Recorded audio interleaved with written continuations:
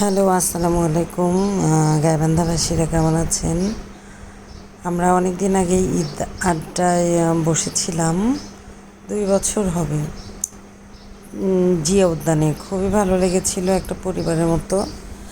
আমরা আবার আসলে বসতে চাই সবাই মিলে। ঘোরার জায়গা যেহেতু আমাদের পাশে আছে, বিভিন্ন জায়গায় যদি আমরা এরকম করে বসে আসলে ভালো লাগবে। খুব সুন্দর একটা আড্ডা ছিল আমাদের ঈদের পরে, মানে বলে বোঝানো যাবে না, খুবই সুন্দর আসলে। মাঝে মাঝে সবাই মিলে একখানে হলে মনে হয় যে গাইবান্ধার মধ্যে বসে আছি। অনেকে গাইবান্ধা অনেক দিন যেতে পারে না, তারা আসলে তাদেরও ভালো লাগে।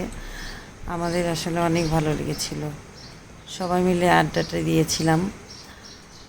আমরা আসলে অনেক মানুষ গাইবান্ধা থেকে ঢাকায় থাকি। গাইবান্ধা যেহেতু আমাদের 7টা থানার মানুষ, তাহলে কতগুলো হবে? সবাই যদি আমরা 2-4 জন করে আসি, ভালোই লাগবে, তাই না?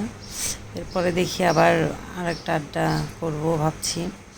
সবাই পাশে থাকবেন। এত সুন্দর আড্ডা জমে গিয়েছিল, আমাদের কখন কোন পাশে সময়টা চলে গিয়েছিল আসলে আমরা বুঝতে পারিনি। সবারই আমার মনে হয় ভালো লেগেছিল, যদিও আমরা নিচে বসে আড্ডা দিয়েছিলাম।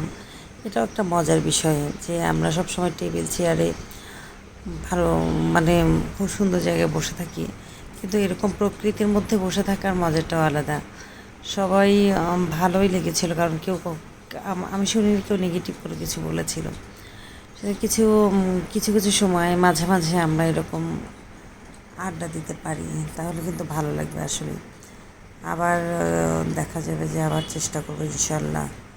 আবার আমরা এরকম মাঠের মধ্যে বসে আড্ডা দিব, ভালো লাগবে সবাই আসার চেষ্টা করবেন।